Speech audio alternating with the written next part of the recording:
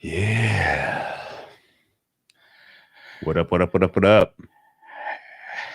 Half time of this one. Yeah. Happy It's Victory happening. Sunday, Andy. It's been a good day for yours truly. Yeah, I want a special shout out to Mr. Alexander Christensen. Noops. Very good day with the first touchdown score winners on the morning game and the night game. And Noonan had a good night in defensive props. Up and down day for me, but all those things that I just said were awful helpful to keeping me afloat and having a positive day and not being sad. Instead, I'm happy and I get to talk about this game. Yeah. This was looking, I mean, this is one really well placed Dak ball away from being just a trash game. And honestly, too, all right, are we just on this under right off the bat then? I guess so, yeah. Canadian Capper. I mean, I was kind of with you there. Give us a yeah, we're gonna need a play prop too. Yeah. We'll need a play prop from Canadian Capper. Yeah, no, 21.5. I think I have a pre-game over. I think this is a decent opportunity to shoot for the middle. We've seen a couple games this season where the Niners have come into a second half with the lead and taken the air out of the ball, and I'm not loving the vibes I'm getting from Dak and company tonight. One good pass, I think you said, and you were correct. Otherwise, Niners are getting some pressure. Niners defense is playing some inspired ball. Incredible play by Fred Warner, knocking it out. And then as you see the ball come out, you're like, oh wow, it's so close to sideways. No way they're going to recover this inbounds. They did. The fact that it didn't touch, they showed like 6 angles. The fact that touched nobody, I'm like, oh, that hit somebody's leg, and then it shows it like navigating its way through people's legs. It didn't go out of bounds. I'm like, well, the guy was clearly out of bounds when he recovered it, and they showed it. I'm like, fuck, his arms were in when he corralled it. Like, how is this a turnover? And it's funny that we ended up having, the turnover. It led to no points anyway. Led to no points. Didn't matter. No. If you had to take action on this side, what was your feeling? Like it basically Dallas is a slight favorite. I think if you made me bet this side, it would be a plus 107. It looks like you can get plus 107 on San Francisco, just straight up. I'd rather do that than lay juice to get the half. I mean, I think like a 14-0 half. Yeah, and also you could get a situation where if Dallas is kind of in garbage time scoring at the end, are they like going for 2 and stuff? Oh yeah, and are they seriously going to consider kicking some field goals if they don't score on this first drive, and then the Niners score? Like kicking field goals is probably out the window at that point. Yeah, I agree. You can get a better price than this. So there's a 23. You can. There's not a lot of difference there. No. I mean, between 21.5 and 22.5, 23 makes sense though. If you can have that, I'm gonna, because I haven't bet yet. I'm gonna get my 23 here. Scooch around. Yeah, I like to shop a little bit. I'm gonna play that. I don't know if it's getting steamed up. 23 at circa. Our profit exchange prop was CD versus Debo in the cool rushing plus receiving. Rushing plus receiving. I'm not sure where we're at on that. I'm gonna have to look at this quick. CD has only 14 yards. And CD is kind of had a rough. Has 25 yards rushing, but only 13 yards receiving. He's 38-14 right now. I'm guessing Debo is favored. I have to go look where that was closed. Yeah. Yeah. I'd lean 49ers and the under in the second half. They can take the air out of the ball. They have a good running back. Probably was concussed. Yeah. pretty low octane stuff here. This isn't a bad take by Canadian Cappers. 72. Ferguson 3 more catches is plus 150 at Bet365. That's nice plus money. Dallas receivers aren't open. They have been targeting both the tight ends. It looks like Ferguson's already had 3 catches on 3 targets. Schoonmaker's got a target. Yeah. Like they've had to target people that aren't CD Lamb at this point. So I don't hate that. That's a big, nice plus number. I seen another comment I wanted to put on the screen as I'm going to scroll up. Look at this. Gerald Jones, his birthday at midnight. You know what that? You know who else's birthday is tomorrow? I'm sure there's a lot of people. I don't know, Drew. See if you can think of somebody. Yeah, no, I was celebrating birthday weekend up in Napa, so it feels like my birthday's already come and gone. But yeah, awesome day. That's kind of how you go. Like nobody's like waiting for, especially when your birthday's on a Monday and you're old. Yeah, same. No offense. Like it's not like I have to, because when you're like 20, 21, 22, it's like you're going out on your birthday. You're getting the guys together. Yeah, I was. You know what it was though? It was fun. The last day I could make fun of my wife for being older than me. You know, that's always a fun kind of final, final end of the year when can make fun of your wife from marrying a younger man. All right.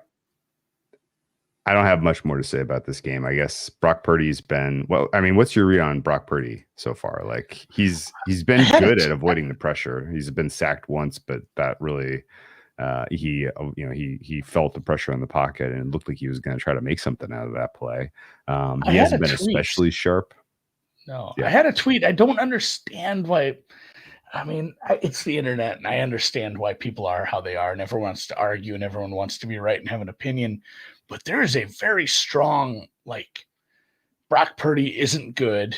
Like, there's the people, Brock Purdy isn't good. It's all Shanahan. And then you have your guy, Jay, who is Brock Purdy should be an MVP favorite, which is also incorrect in my opinion. I respect Jay, but that's a bridge too far for me. Trying to move the market. I know what he's doing. It's like, why isn't there some gray area where, yes, Brock Purdy has turned out to be much, much better of a skilled quarterback than we ever thought he would be, especially where he was drafted. But he's also in such a great system. And the sum of the parts turns him into a really, really good player who has all these weapons around him. It's not one or the other. It's a combination of both. And you shouldn't discount either. And that said, like, there's been some pressure, but Purdy has done a good job, rolling out of it. 9 for 15 for 133 yards. Hasn't had a scramble, but the 2 touchdown passes were obviously great. Only taken 1 sack, and that was really... The first touchdown pass I liked a lot. I liked what he did. The second one, like that was just brilliantly schemed play. It's like gosh.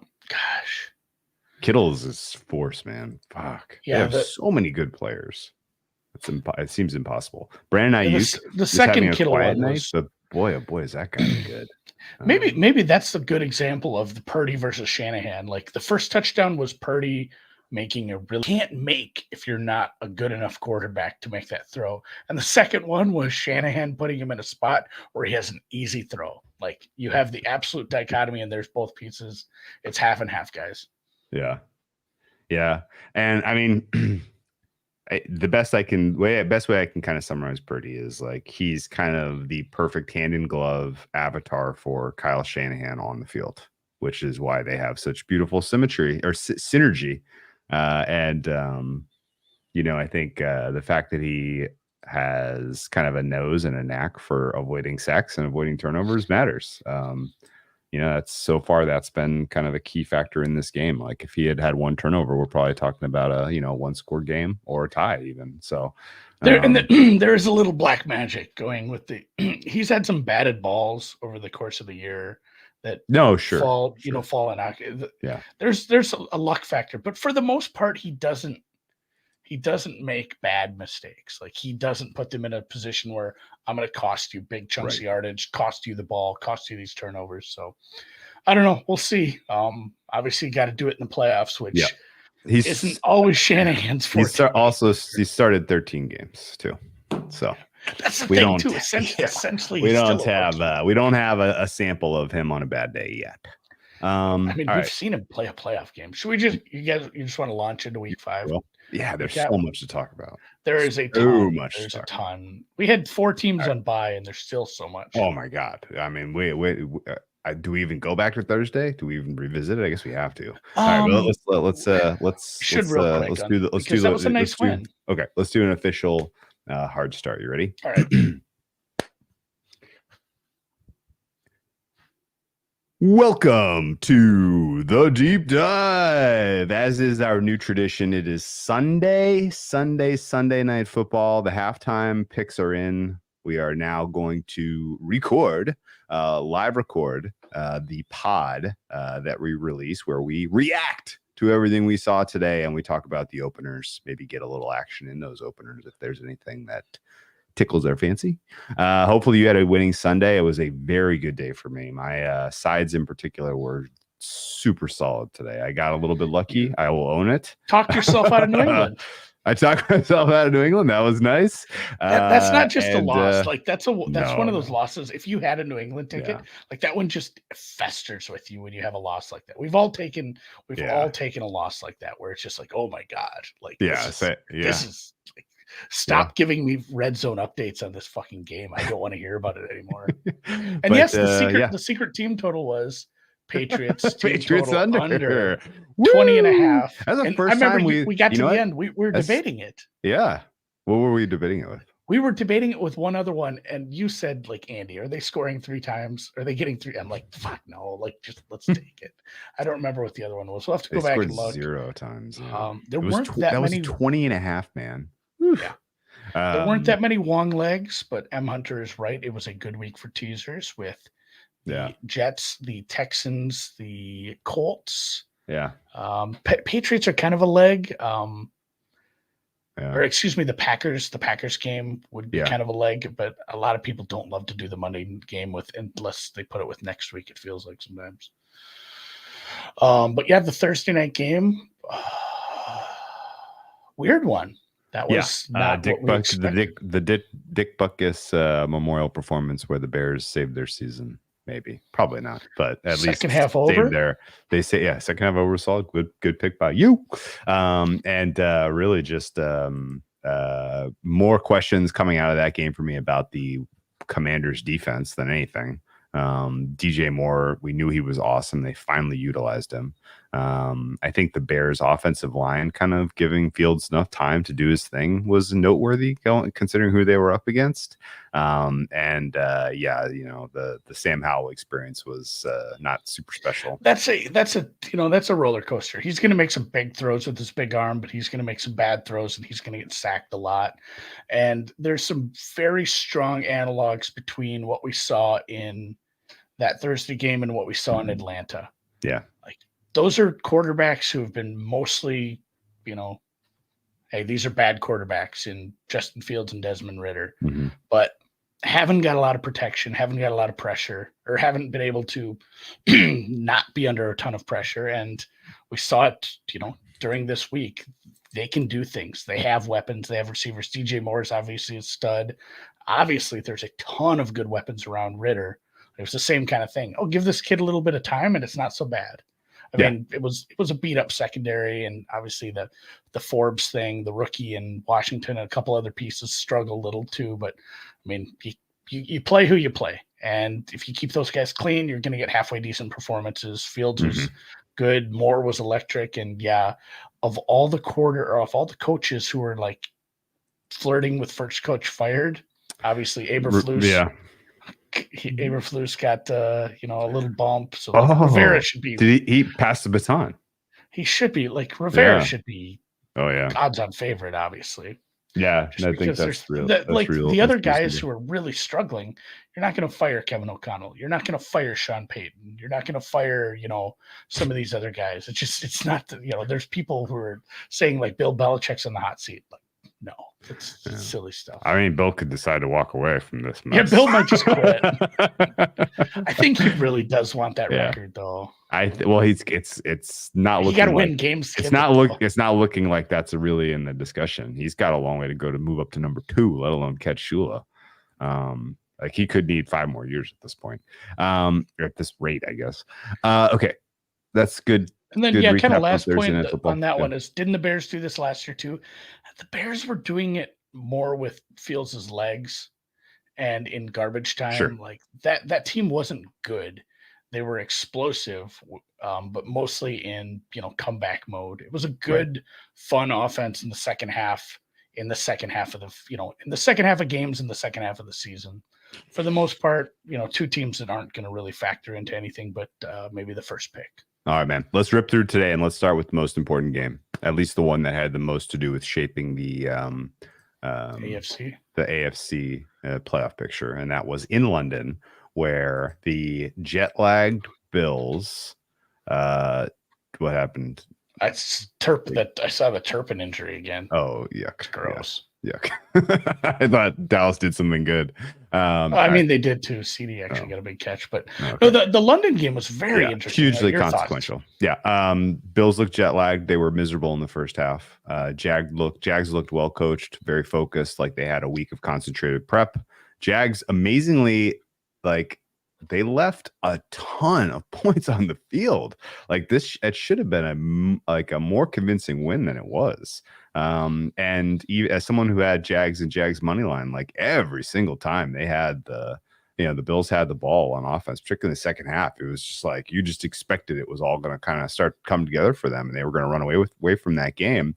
They couldn't get it done. I think the injuries to the Bills are the major storyline coming out of this game, particularly on the defensive side of the ball. They got decimated with super high impact injuries. And I think the fact that on sort of the play of the game that salted away the win for the Jaguars, you had Micah Hyde covering Calvin Ridley. Like, I don't think that was an accident. I think that was their plan, and they just didn't have any other choice. And the result was kind of predictable that's kind of what happens when you have Micah Hyde covering Calvin Ridley.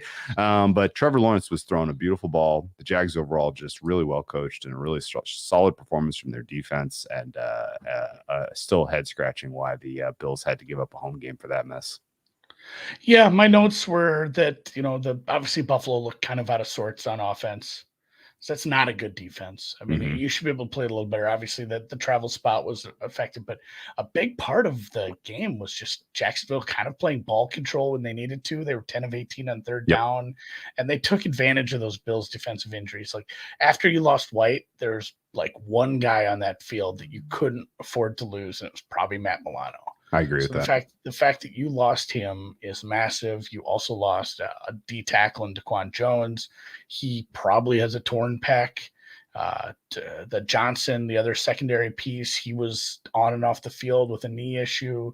Lawson and Benford were already out. Like, it's beginning to be a bit of a cluster injury in the second and third levels here. And but Jacksonville was obviously good enough to, play ball control despite Trevor being strip sacked twice. Yeah. In like a couple of spots that were just like, shit, this is not a good spot for you to be doing that, buddy, if you want to win this game. So good win by them. And massive. Like, this is a huge win as far as it was an AFC team. It was one of the tougher spots in your schedule as far as opponent. Obviously the situation was advantageous. Yeah. Big for the Jags. Huge. Yeah. And Vaughn played a little bit, but I mean, he was very much in the snap count. The Bills actually had a pretty decent YPP advantage in this game. There was a lot of the high 2-2. Sort out those last few drives, it looks pretty rough. Ooh, man. The Jags time of possession was 2-1 on the Bills. Yeah, no, they just converted every freaking third down when they needed to. It was crazy. So the Bills defense spent a million years on the field while also getting hurt, while also traveling across the pond. So good luck to them. It's harder to rotate players in. I know that they get when you're missing more players. Yeah, they get a soft landing next week, which is, I guess, pretty advantageous. If they had to go up against a tough offense next week, I think we would be like, alarm bells would be screaming right now about the state of the Bills. But they get a couple of weeks to kind of get right and figure out. They're a very deep team, so I'm not panicking about the Bills. There's no reason to panic. They get two soft. They get two soft opponents now to kind of get their shit together. Yep. Jags got bet, by the way, and that was the right side. Yeah. Oh, for sure. I had Buffalo. I just went with my numbers. I couldn't figure it out. Bet it, regret it, and we move on. Atlanta, Houston. Atlanta ended up getting bet, closing 2.5. This mattered when you got your bet down. Yeah, it mattered a lot. It was a pick 'em at one point. Yeah, I know. There was a pick 'em. I guess I don't have anything bad to say about Houston. This was a really good performance by them. In a lot of ways, it felt like they should have, probably deserved to win this game. Like Atlanta as a 3-2 might be like a little bit of a How are they doing this? I mean, not anywhere close to the way that the Pittsburgh Steelers are, but definitely like, how does this team have 3 wins? Desmond Ridder answered every question you have about the quality of his play, but the fact that it came at home, I think is noteworthy. CJ Stroud did not get sacked today. Again, 3rd straight game that CJ Stroud has not gotten touched. I don't no sacks, I don't know how they're doing this. I don't know how they're doing this. They have a cluster injury at offensive line. I don't understand it. They're still doing this, but yeah, and as I alluded to when we talked about Thursday, like a lack of pressure. They only got 3 hits on Ridder all day. That makes a big difference. Yeah. And the Texans, like you already said, Stroud was good.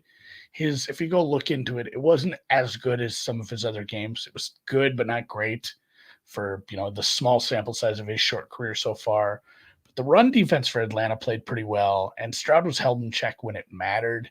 They just didn't convert, drives into touchdowns. Basically, all they had to do was take one of these drives where they were gifted, some field position, or I think it was 2-0. Yeah, it was 2-0 for turnover. Atlanta lost the turnover battle 2-0. Two pretty bad fumbles. One Bijan Robinson, one Jonas Smith. Yeah, and the fact that it was mostly just, hey, we're just gonna kick field goals. Like when you get a fumble, you get the ball at the 26-yard line, you go 4 plays, 6 yards, and kick a field goal. Mm-hmm. That's not how you win games when you're a young team who really doesn't have the roster yet. So it's a good win for Atlanta because this is still a winnable division for basically anybody. The Texans are still obviously a squirrely team that you gotta respect because they have weapons and they have a young quarterback who's playing with confidence. Yeah, we had a Kyle Pitts sighting. He had 11 targets in this game. Wow. Yeah, he's still in the league, guys. Oh, whoa.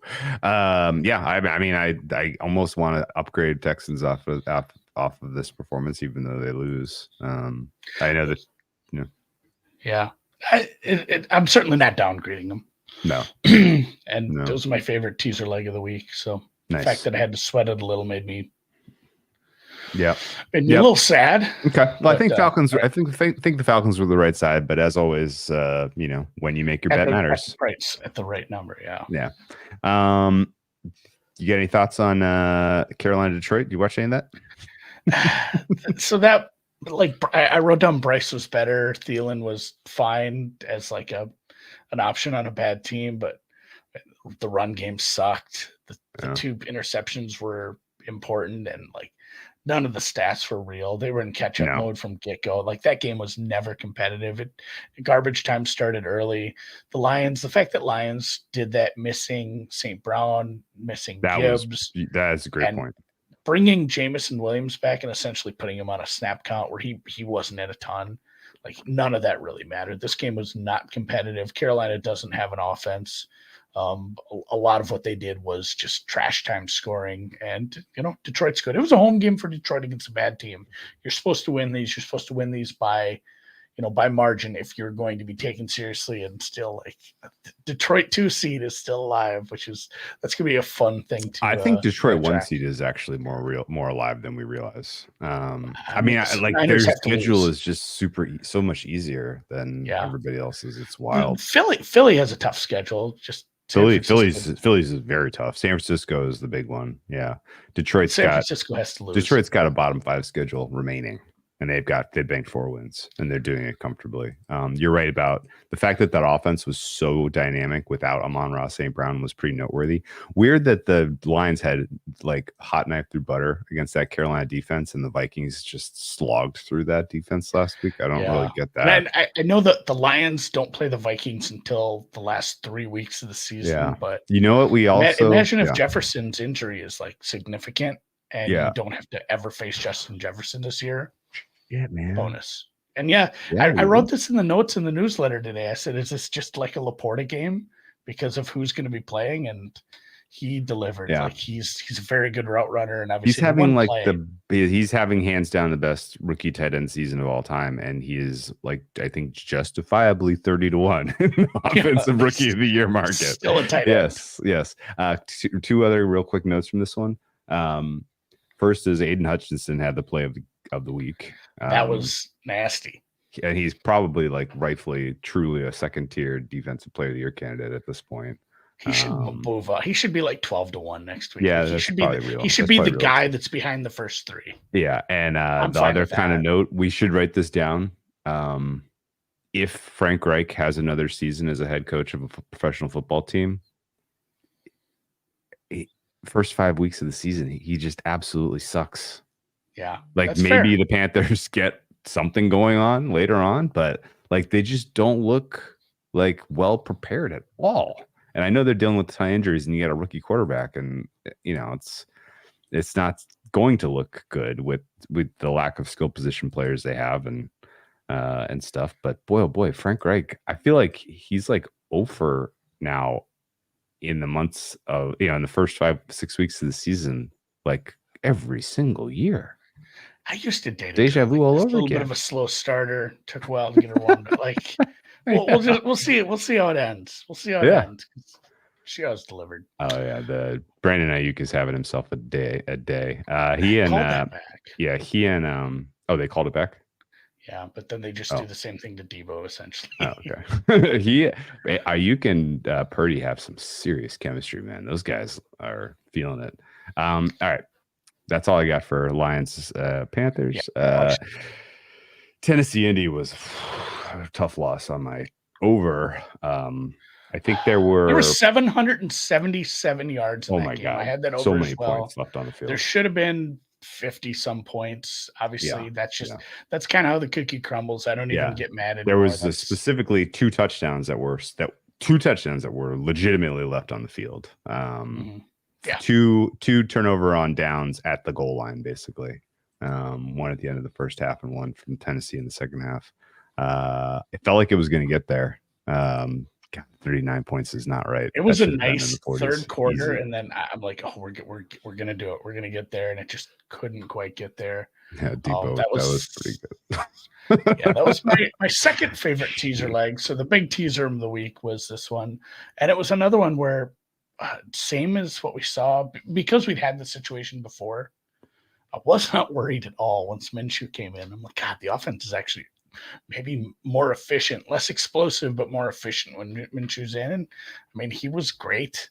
It was just another case of there were some red zone possessions, some possessions very much inside the 5-10 yard line that did not get there. These two teams combined to be 2 for 9 in the red zone. Yuck. That's how you lose an over, guys. I think it was the right bet. Like I said, there were 777 yards. Divide that by 15. Tell me what you come up with. The Richardson injury probably looks like a little more of a problem now. If it's an AC joint, he might be missing for a while. Yeah, we'll see. If it's the Derek Carr injury, obviously he can pop back. If it's more extensive and there's damage to ligaments, that might be longer. Something to monitor. Yeah, he looked hurt when he walked off. It looked bad. It looked bad. There was one turnover in this game and 2 sacks, and somehow it still didn't get there. Always hilarious to me when a team pays a running back, and then that running back's backup goes for 23 for 165 and 2 touchdowns. Congratulations to Jonathan Taylor for getting compensated. I'm sure you're going to live up to that contract, but Zach Moss stole the show today. And I think Colts are an interesting team because Shane Steichen obviously has a pulse. That guy, he's got it. Like, he gets it. I like him. And seeing how he deals with the absence of Richardson is going to be pretty interesting because the Colts could steal a wild card spot. Surely they're not out of the race for the AFC South, even though they lost head to head against the Jaguars. This team is now 3-2. Good point by Alex Heart Attack here. AC joint. If we learned anything with Derek Carr, best to rest him a few weeks. Carr still wasn't great today. As third Kittle touchdown scored for Kittle. Scored his third touchdown of the day. Yuck. All right, for pregame over maybe is going to get there, but the second half under is in trouble. It is in a little trouble. We didn't talk much. Tannehill was fine, like you said. You can't go 1 for 4 in the red zone and also be have the one turnover. Got the AC joint. Yeah. Go ahead. It was an okay. Like I said, it had 348 yards from this Titans offense. It's just not finishing. That's kind of the I don't know, the MO this year. Yeah. I watched nothing of New York Giants Miami, except for the highlights of Tyreek Hill and Achane and everybody else doing incredible shit. I felt like I did a good job of writing my note for this one, where I keep my notes. God, where was it? Start over. Cut that part, Dan. 3 back-breaking turnovers that led to 10 points for the Giants. Still won by 15 and covered. Like those were horrid turnovers. Yes, lose you're right. Games. You're Those right. were awful. Like you throw a pick 6 in the red zone, you don't win games. No, you have those other 2 you that certainly don't cover point. double-digit spreads. Yeah, Like you don't cover double-digit spreads. Those were horrific turnovers, and they still just had a game that was never, ever, ever in doubt. Miami got that, by the way. That was an ugly one. I threw that in some 10-point teasers that I'll throw into certain accounts. Like that was an absolute hilarious box score if you look at it, because it's like, oh, they only won by 15. Dude, go look at the yardage.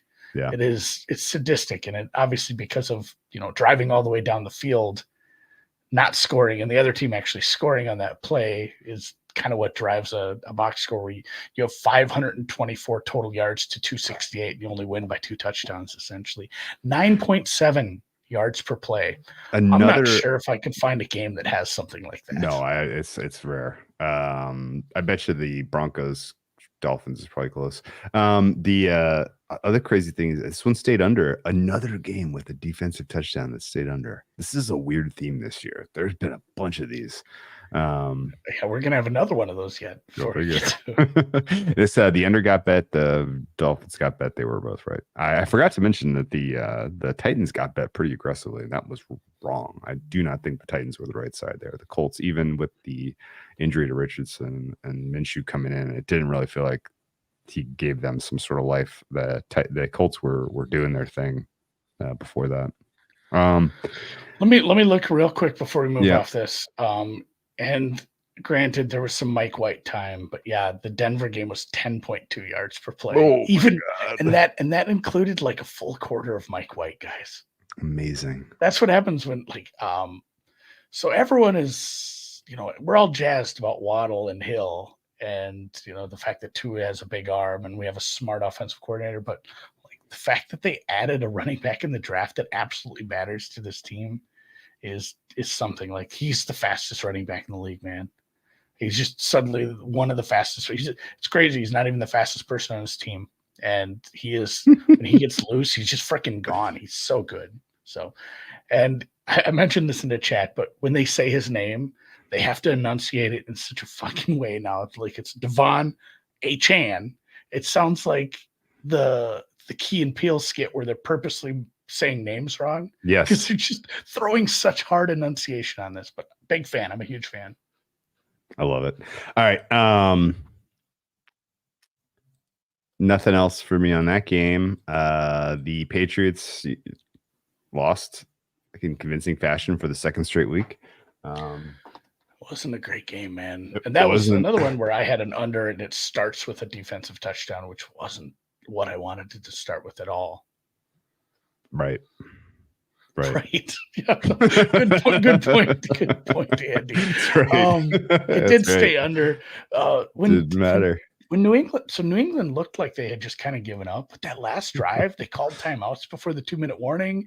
They come out throwing. I'm like, oh no, what are we doing here, guys? We don't need this sort of shenanigans, do we? But again, Mac Jones goes to the bench when it's out of hand. Zappy comes in, isn't really any better. Yep. I said Derek Carr wasn't great. He's still not back. They had a bunch of plus positions thanks to some pretty bad turnovers, and you end up getting short fields. You end up getting these nice spots. You end up getting spotted 7 points by your defense, and the game is pretty easy at that point, especially when New England is.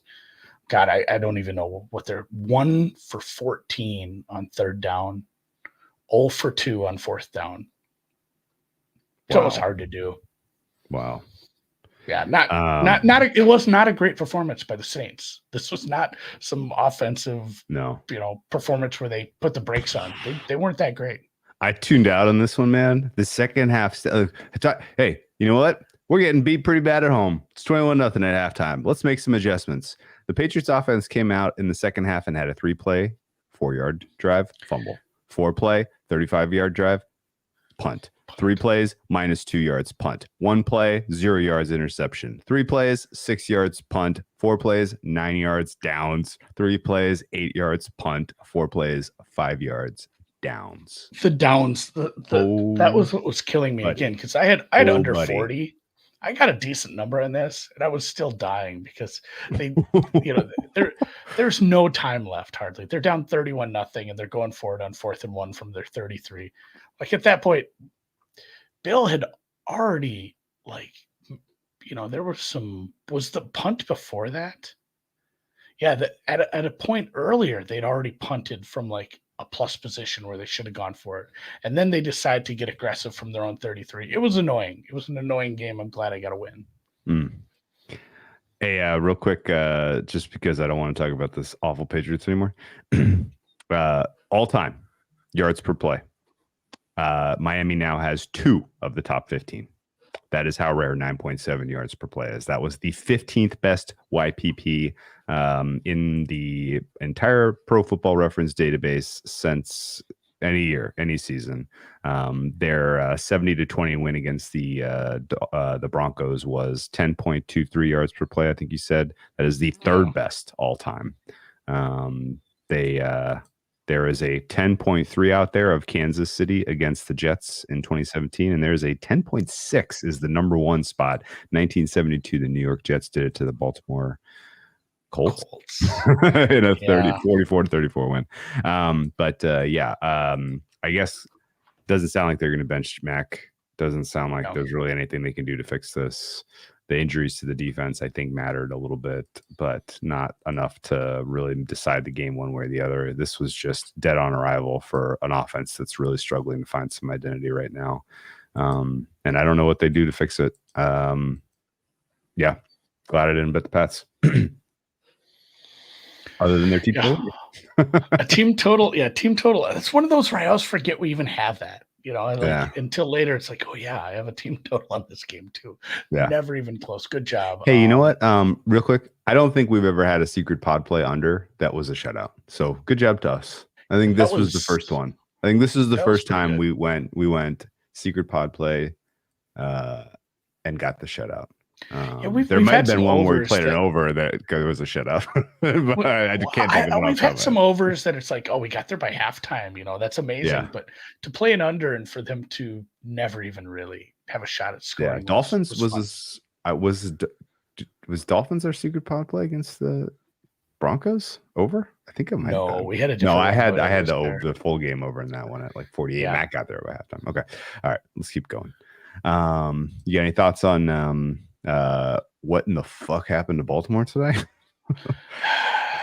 That was it's another case of this is a well-coached team, and like it was not a good day for Pickett. Obviously, the defense has he had a good day again?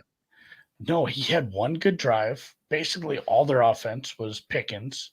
He got separation on a play, which was exciting. And Baltimore had, a shitload of miscues. They were 1 for 3 in the red zone. Mm-hmm. They had 3 lost turnovers, some of those in the red zone. They had a punt blocked for safety. The offense was discombobulated. It was very feast or famine. There was big plays. There were big, nice first down runs, some big throws. But there was also, massive problems when it mattered, like obviously the turnovers, the red zone play, and they just didn't capitalize when they needed to. It looked like they were going to go into half up like 17-3. It could have been well into the 20s. They looked in the first. I said this in the Deep Dive DGens Discord chat. They looked like the best team in the NFL over the first half hour of like the slate. Yeah. Like from 12 to 12:30, they were very good. And then it just evolved from there. They dropped a bunch of passes. Charles is right. It's a divisional game on the road. You can't have 13 freaking miscues and win, even if you're the better team. Yeah. It was very frustrating to watch. I got to tell you, though, like you got to have some alarm bells that maybe Baltimore's not that good, right? No, because like I said, the offense looks discombobulated. It's week 5. We should have it sorted by now. I know they've been the only thing we can, lean on as far as an excuse or some sort of reasoning is they've had a lot of injuries this year. Guys have been in and out on both sides of the ball, but Like eventually you have to sort some of these things out, guys, and Yeah. it has to be better. The product has to be better than this. Is TJ Watt going to steal DPOY?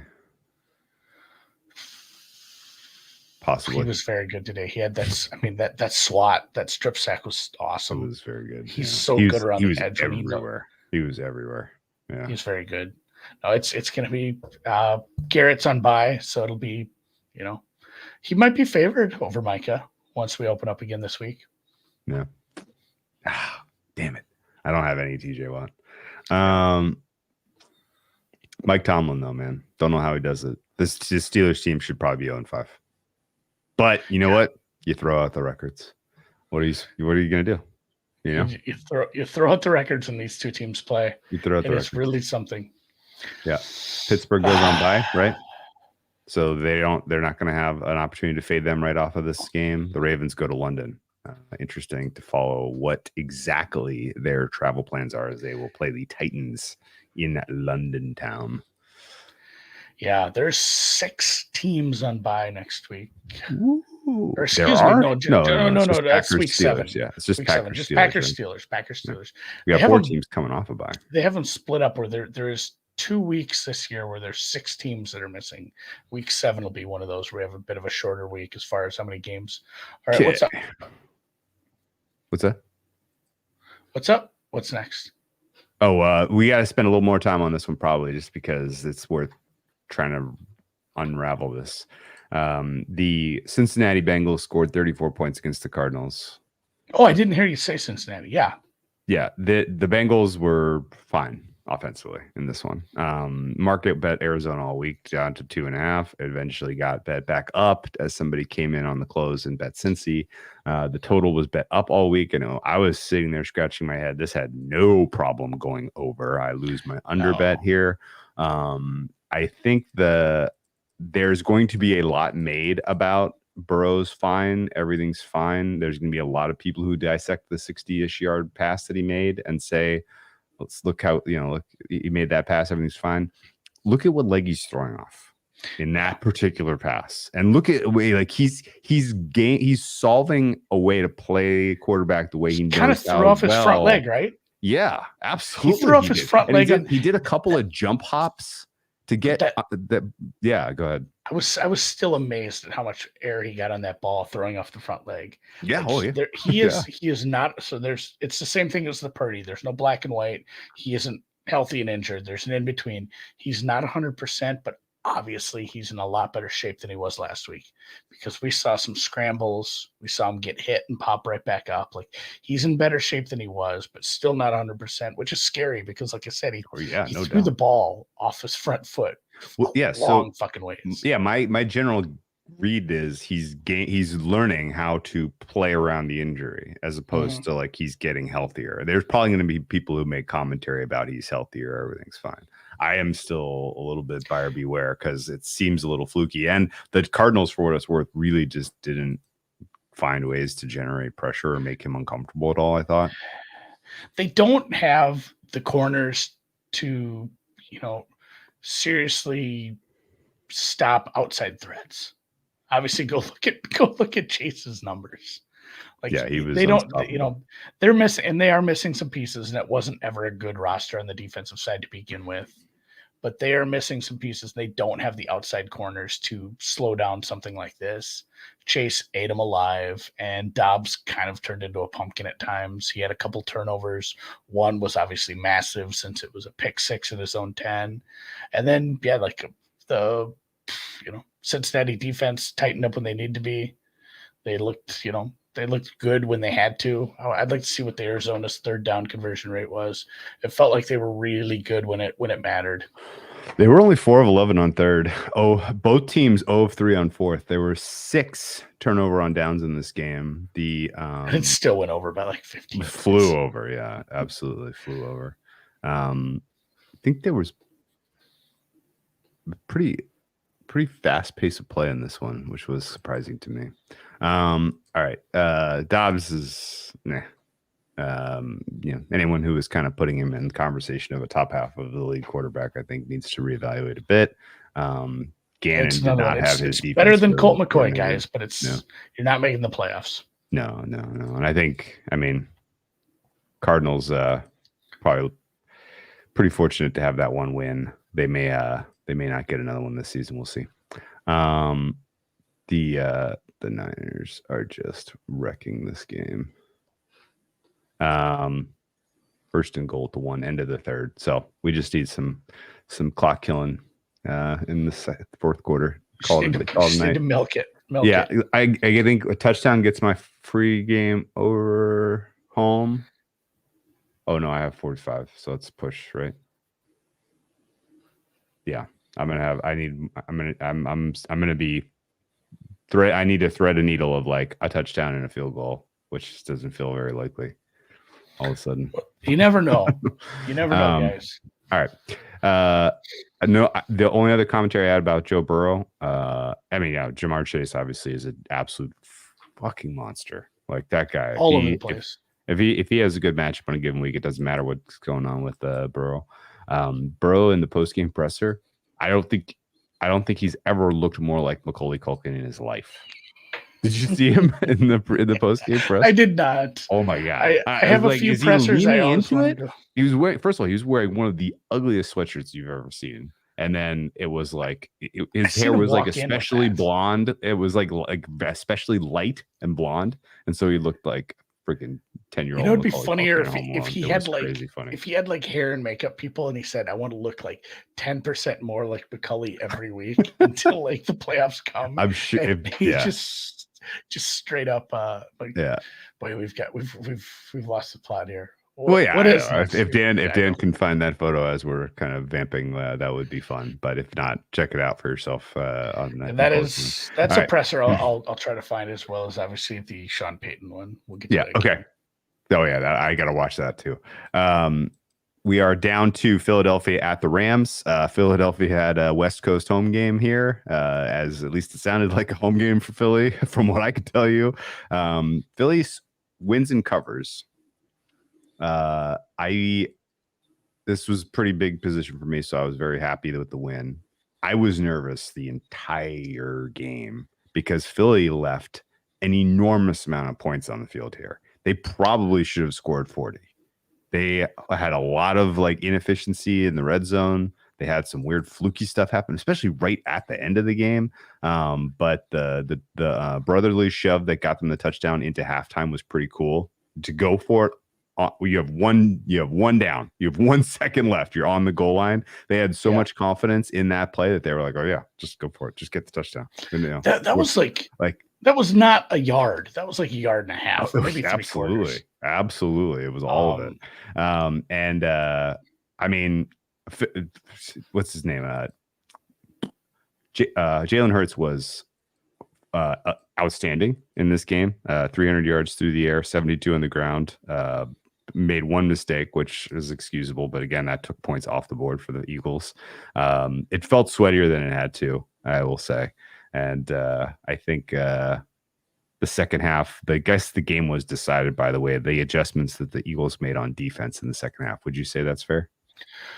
That's my main note is Philly. I wrote Philly with a lead in the second half is a vibe.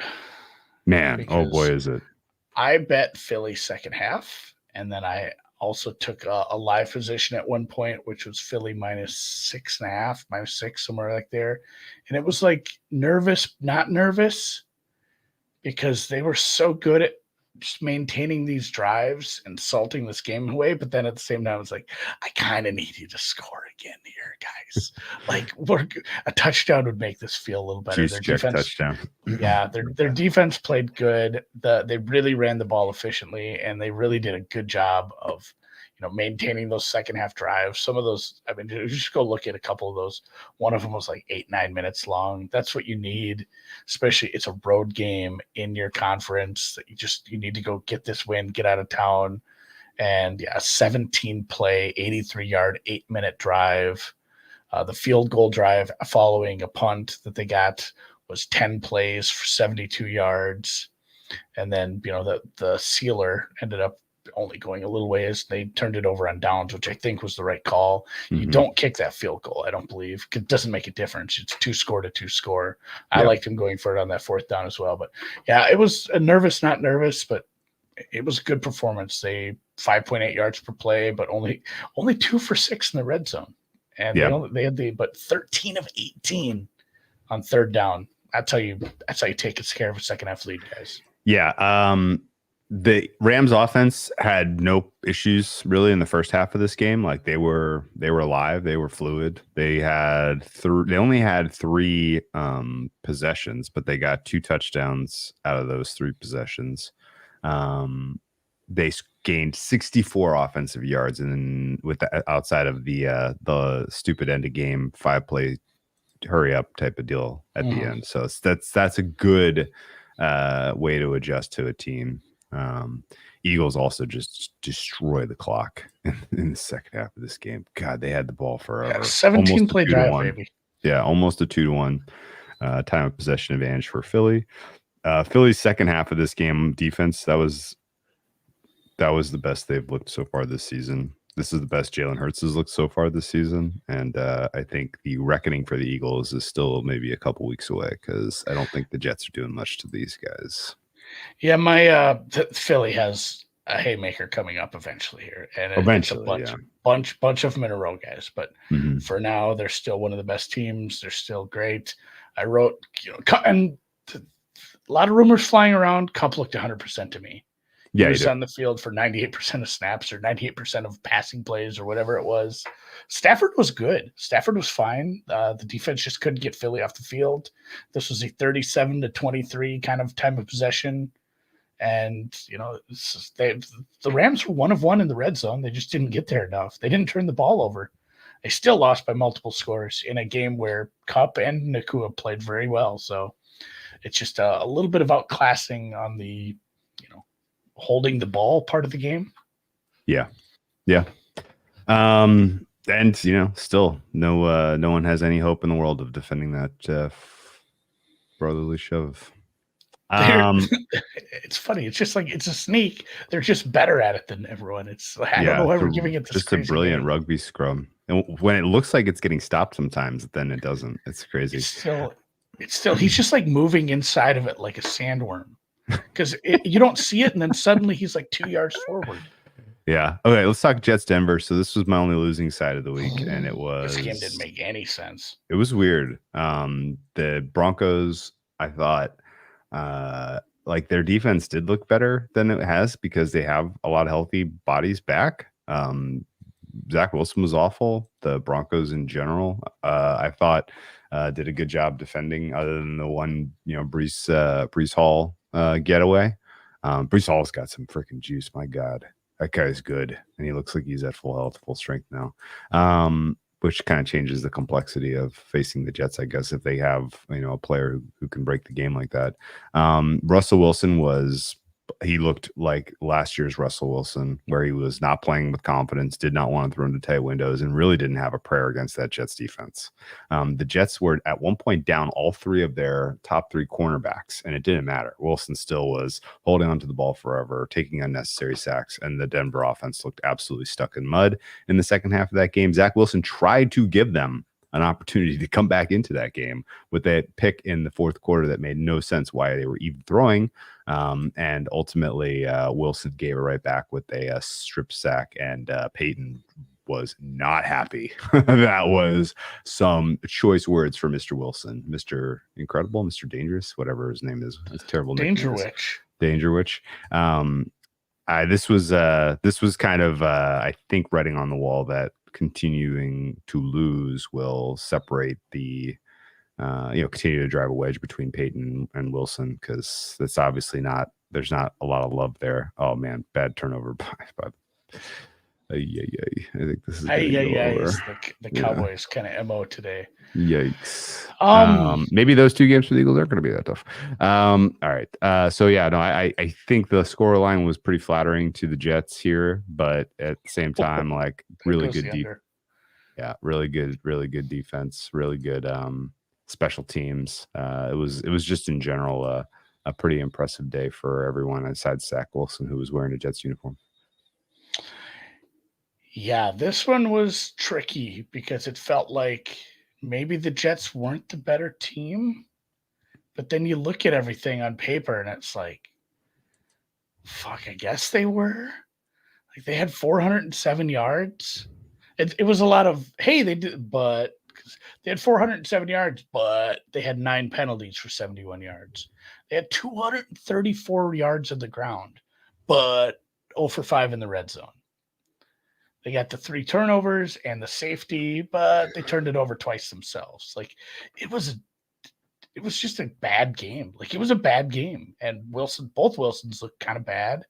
There were some nice runs by Brees, and New York Jets took advantage where they could. They had the better box score, but at the same time, I didn't like leave that game feeling that they were, this markedly better team that deserved this 10-point win or whatever. What was it? What was the final? Yeah, it was 31-21. I don't know. Yeah, Wilson looked real bad at times. Both of them. That goes both ways. This was this was a puzzling game. I don't know where this leaves Denver because they have some decent pieces. You have some receivers. You have a couple good running backs when they're both healthy, and we've seen glimpses of Wilson playing well. Just this defense was healthy. I thought they'd played better too. This was a game that was a teaser leg that I avoided because I was worried about the Jets kind of falling back to earth after looking better last week. And it was another Wong teaser leg that came through in spades for anybody that put it in. Yeah. Weird game. I feel like stupid for backing the Broncos. I don't know. I got the handicap. Like, hey, this defense is getting healthier, and it should be. There's no way it can continue to play that bad, and they actually played better. Just the offense didn't help them out with the turnovers. Yeah. Which brings us to the final game of the week, the Kansas City Chiefs. I ended up laying this 3.5. I thought it was going to go back up. I really did. I didn't think that there was a ton of appetite in the market. 4, remember? Yeah, I really didn't get why I really thought this was going to go in favor of the Chiefs. I didn't get the Minnesota support. Having watched the game, a lot of this game, I came away with some questions and concerns about the KC defense. Like they did well in the high leverage spots, but they allowed 4 pretty high leverage 4th down conversions in this game. If it were not for picking up the laundry on the 4th down attempt at the end of the 4th quarter, the Vikings probably tie at 27-27. Mahomes now has control of the AFC. He's 4-1. He's 1 seed if the playoffs started today. He's got an easier schedule than a lot of the other contenders. I don't think that he's got a head-to-head win against the Jags. He's got some soft defenses coming up, particularly in the AFC West. He's probably going to win MVP again. He's probably going to get the 1 seed again. But this wasn't as convincing a win as it should have been, right? They had a 14-point lead. The game should have been over. And the Vikings didn't have Justin Jefferson, and they still made a damn decent attempt at coming back here.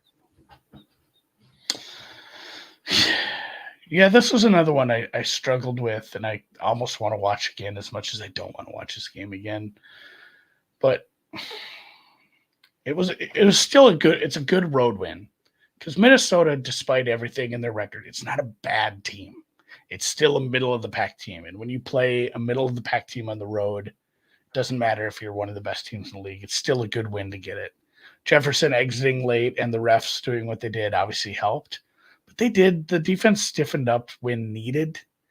And, the coaching decisions were correct, and they made good drives to try to salt this one away late. The Kelsey thing was scary right off the bat. Man, it looked bad because it was non-contact, and then it's like, oh, he just slipped, and then he was hurt on the sides. Like, fuck, he fucked up his ankle. This isn't good for him because not only had I, had laid the 4, I'd been live betting the Chiefs in certain spots, and I honestly most of my position was at -7 with the live bet, so I pushed on a whole bunch, which was super fun considering they're up 14. Better than losing when they win by 6 in overtime, though. So Kansas City. Better team, but not by a whole lot. Minnesota played well. I mean, they went and turned the ball over right off the bat like they do. I was Yeah. proud of Minnesota for not doing it again, but still they were 2 for 4 in the red zone when Kansas City was perfect 3 for 3. The yardage was close though. This was just Kansas City was a little better on third down and took care of the ball. This was a close game. I guess the Minnesota steam at 6 maybe did make a little bit of sense. It's still a home game. Yeah. It was basically a draw yardage wise. Chiefs committed a bunch of penalties. Minnesota turned over the ball once. That's probably the difference there. There were a couple of good sacks by the Chiefs defense at the end of the game that I thought were impactful. But yeah, they when they needed it, it's like they had it. Yeah. I think Kirk Cousins is playing better this year than he was last year. And yet here they are 1-4. They're obviously the defense I thought played better in this game than I expected. Like I kind of thought this was going to be pretty light resistance for the Chiefs offense, and they played hard. They made some stops. There were a bunch of Chiefs kind of trying to convert 3rd and shorts in this game that were should be easy for that team. And the Vikings defense kind of held pretty tough, I thought. Maybe I'm just kind of overreacting, and this was not as hard as Chiefs literally just doing the old Milton Berle, pulling out just enough to win type of deal. But it still is. It was. I didn't love having a 14-point lead heading into the fourth quarter and then still sweating out. Are the refs going to pick up this flag? That sucked. So and I kind of I disagreed with what they did. Oh yeah, I felt wrong. Yeah, I mean, I never know. It was a little uncatchable, but when the contact happened, it wasn't obviously uncatchable. I don't know. I don't know. It's rare that those flags get picked up, I guess. Obviously, waiting to hear what Kelsey news is. That's important. Jefferson sounds like he's missing time. Yeah, I would be surprised if he plays in the way that the quotes were from Minnesota reporters. Like it sounds like he's missing some time. Maybe a few weeks to a month. We'll find out more tomorrow, obviously. Okay. That it? Is that all the games? Yep. This week coming up off of bye, we have 4 teams, Andy. They are Seattle, who's going at Cincinnati. They are Cleveland, who's hosting the mighty San Francisco 49ers. We have LA Chargers, who are hosting the woeful Dallas Cowboys on Monday Night Football. And we have one more that I'm forgetting about, which is Tampa Bay hosting Detroit. Sure. Yeah, those previews brought to you by our friends at Ticketmaster, the official ticket provider of the NFL. What are we in, week 5? There's still, I can't do the math, 13 weeks plus the playoffs to get your tickets. They have the mobile app to make getting in a breeze. Obviously, if you're a fan of one of these teams like the Vikings and you need to sell some of your season tickets, they make it real easy. Or the Cowboys, for that matter, as Dak throws another pick. Oof. You can get rid of your Cowboys tickets or just transfer them to somebody you don't like. On the Ticketmaster app, you can even change it to your team colors or change it away from your team colors again if you had it in Dallas blue. Ticketmaster.com/NFL. Look ahead lines, anything sticking out tonight before we call her an evening, and also anything you want to say on Green Bay Vegas for tomorrow, other than it looks like we're getting our starter back for the Raiders. The Packers injuries are still a little up in the air. Yeah, I mean, I'd lean Packers. I'm excited to break that one down live and bet it live. Second half. I think there are some good angles there. Vegas, I would expect to lean into the run game with the healthy O-line and healthy-ish Josh Jacobs, or at least Josh Jacobs looks like he's getting his game shape under him.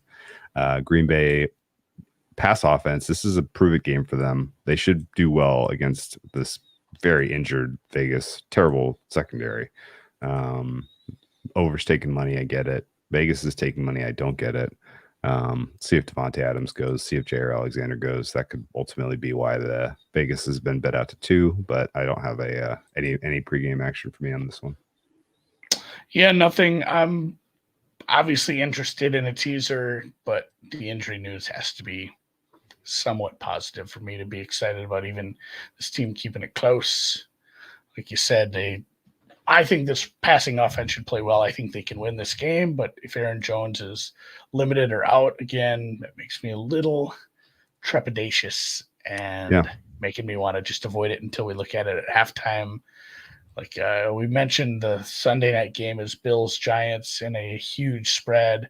Thursday night, not all that different. Russell Wilson gets a short week coming off that one and has to head to Kansas City's 10.5-point dogs. Total 51.5. Should look what I have here. I'm guessing I'd be pretty close to that. I'm not super interested in a high total on a short week. You know how the offenses can be like. And at the same time, I'm not super excited about betting an under when Kansas City gets to face this Denver defense either.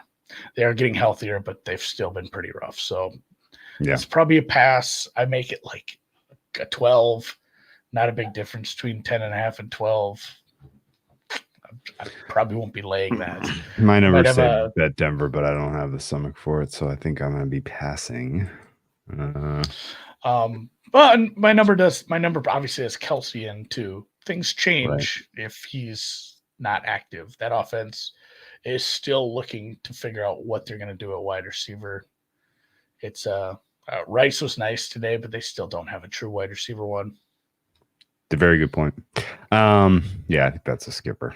Balto, sweet Balto goes to Tottenham Hotspur to take on the Tennessee Titans. Big number here, 4.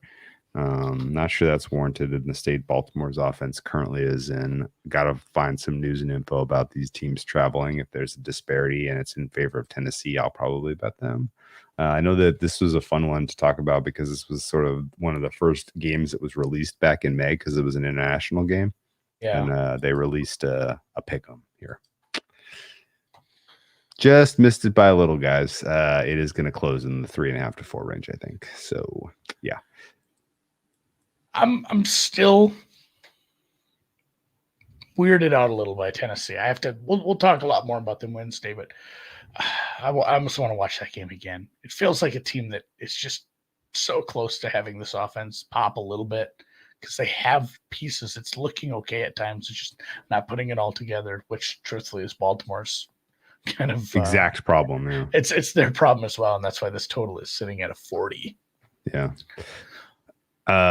Jeffrey Simmons went down in the game at one point. I don't know if he ended up getting back in and playing the final frame because I wasn't watching, but he matters a ton. So I'd like to see any kind of report on Simmons' availability before doing anything because it's tough to get treatment, and get right for a game when you are traveling internationally. So that matters. Anything else you want to talk about on this slate that really stands out? I mean, every number that kind of caught me by surprise features a team coming off a bye. So I think there's a pretty built-in shade on the teams with the extra rest this week. What do you think? Yeah, let's see. Bucks, Lions, Tampa's off a bye. That's a 3. I'm pretty close there. What's the other ones? LA Chargers off a bye versus Seattle, Dallas. Cincy. You think Dallas that's going to go to 3? I think that one probably goes to 3. I'd be surprised if that doesn't go to 3. I don't have an appetite for it, but I just got a sense that the market's going to be pretty excited about Cincy after they watch some of that tape. Yeah, so I'm not there, but obviously my numbers are kind of pricing in Joe Burrow looking like he looked like last week and not like how he looked this week. It was probably a several point difference. So I would guess so too. Seattle is off a bye. And I guess it's how you feel about betting this from 2.5 to 3 probably depends on how you feel about that Seattle defense. What do you think Chargers Dallas opens after this shit show? Probably Dallas -1. Okay. I have no idea. That's probably Dallas is a great front runner. I'd be close. Dallas short favorite, but not more than like 2.5. Okay. It would be interesting. Teams haven't been like downgraded by the market for going and looking bad against San Francisco. No. Just what you do. Are we getting Trey Lance in?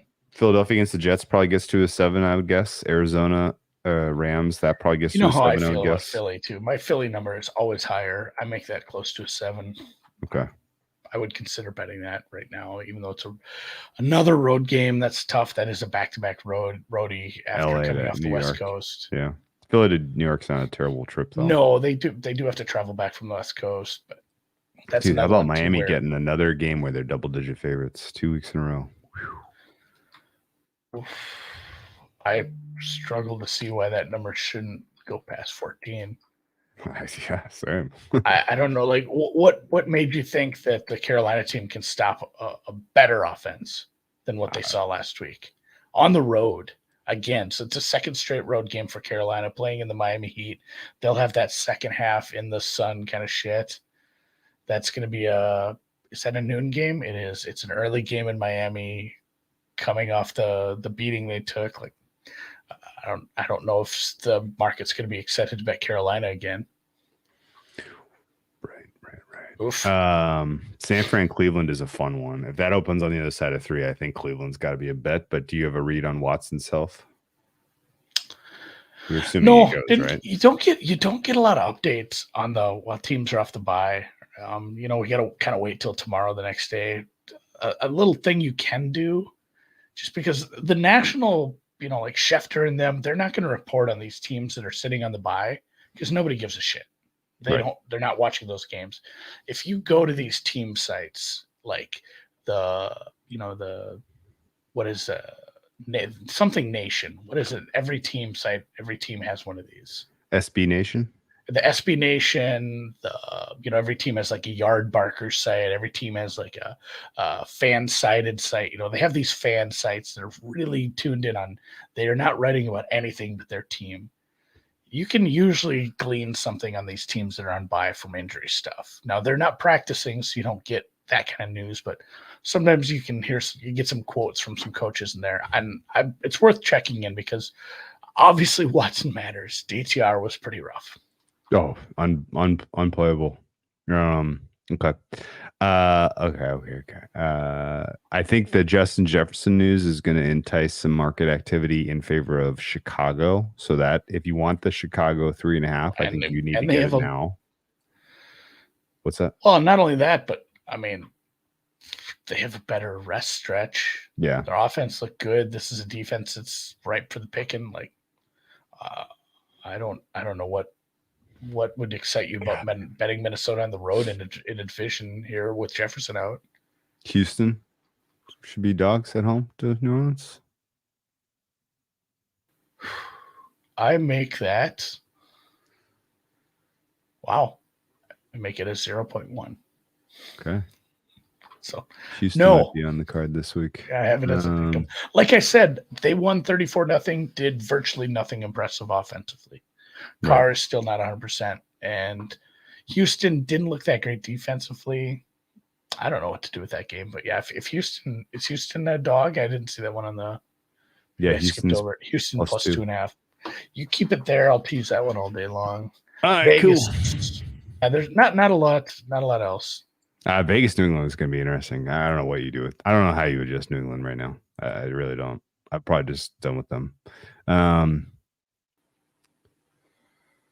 Yeah, that's all that really stands out. Washington, Atlanta is interesting because, again, Atlanta's home, and that Washington defense is kind of a mess. Might be going back to the well, betting some more Ritter. Yikes. And Rams, Cardinals, Rams 5.5-point favorites. I don't like a lot of dogs this week at all. This is looks like a chalky card. Maybe that's a spot too where that total's maybe a little low. Cardinals, Rams 47. Anything for awards? I think Mahomes MVP. I think Jalen Carter, Defensive Rookie of the Year. He continues to be an absolute game wrecker. He had a big sack. OPOY is an interesting conversation because I think Tyreek. Yeah, he should be the favorite, but that could just be a revolving door. Justin Jefferson probably out of the mix now. Chase he takes a back in the mix. Big step back. Chase was a little further down to begin with. If he needs a couple big games, but it should be CMC and Tyreek at the top for Coach of the Year. It should be kind of co-favorites again. Dan Campbell and Mike McDaniel had big wins. Shanahan keeps creeping. He should be the third. He should be right. Like Shanahan and Sirianni don't have real options to win this outside of probably going with 16 or 17 wins. Yeah. They should still be in that second tier because of how good these teams are. Defensive Player of the Year, like we said. It would be somewhat shocking if Parsons is still the favorite tomorrow. I would think TJ is a little bit favored by him. I think they're close, but TJ is flip favorite and Garrett obviously third still with not playing. Okay. Yeah. All right. Like we said that already, Rivera should be a big chalk for first coach fired instead of Eberflus now. And then offensive rookie of the year. It's that's the hardest market in sports. Stroud should be favored. Achane took another step forward. Puka had a touchdown. He should be right in that mix. Stroud should be up there. Bijan had a nice run, but it's probably a bet against Achane just because I just can't see him sustaining 80-yard touchdowns every week.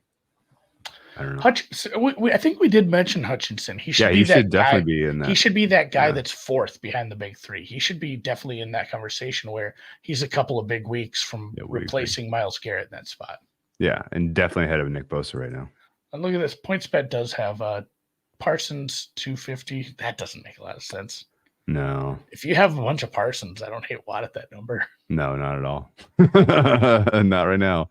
I don't know. We'll see. Watt's already gotten his. Is the only thing is that he's going to have to. Columbus Day tomorrow? Is that still a thing? Yeah. Or anti-Italian. It might be First Peoples now. First Peoples Day. Yeah. So living in South Dakota for a while, they do not do Columbus Day there. That is very much Indigenous Peoples Day there. Indigenous Peoples Day. Thank you. All right, let's wrap it up. Good job. Talk to you tomorrow. Hopefully, we'll find a halftime winner. I'm excited about that game actually because I'm hoping Raiders are up at half because it'd be fun to back the Packers in comeback mode where they seem to be so dynamic against that weak secondary. We'll see. And we will see, guys. We'll just bet the Niners today. My bad. Catch you on the flip side. Yeah, I know.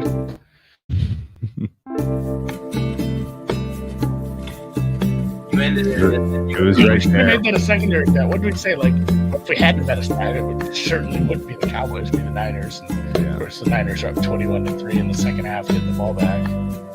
Yeah. And we're going to land on 24, too. Yeah, right. Score. Of course.